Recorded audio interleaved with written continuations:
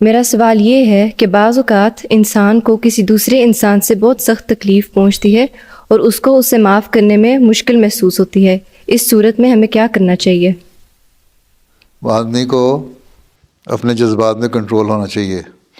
اگر اللہ سے تعلق ہے اور ایک احمدی مسلمان بچے کو شخص کو اللہ سے تعلق ہونا چاہیے، تو پھر اگر کوئی تکلیف پہنچاتا ہے تو اس کو پیار سے سمجھاؤ کہ یہ تم نے بات غلط کی ہے.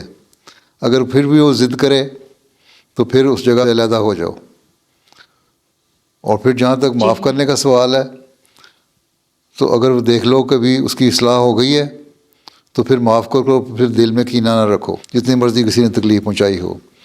اور اگر کوئی اپنی اصلاح نہیں کرتا تو پھر بہتر ہے کہ اس سے اپنا فاصلہ رکھو، ڈسٹنس رکھو، اور اپنے اچھے سہیلیوں میں، اچھے دوستوں میں بیٹھ کے رہو. ٹھیک ہے؟ جی ٹھیک ہے.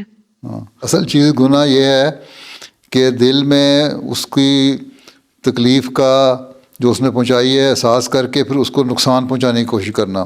جو ہمدرد انسان ہے، جب ہم نعرہ لگاتے ہیں یہ نفرت کسی سے نہیں، تو نفرت کسی سے نہیں کا مطلب یہ ہے کہ ہمیں دل میں اس سے نفرت نہیں ہے، اس کے عمل سے نفرت ہے.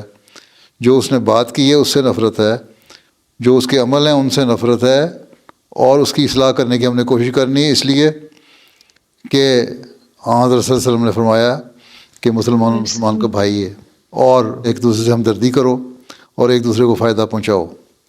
تو ہم نے اس کو فائدہ پہنچانے کے لیے اور اس کو گناہ سے بچانے کے لیے کوشش کرنی ہے کہ وہ بچ جائے، اس کو سمجھایا جائے، نہیں تو اس کے لیے دعا کی جائے.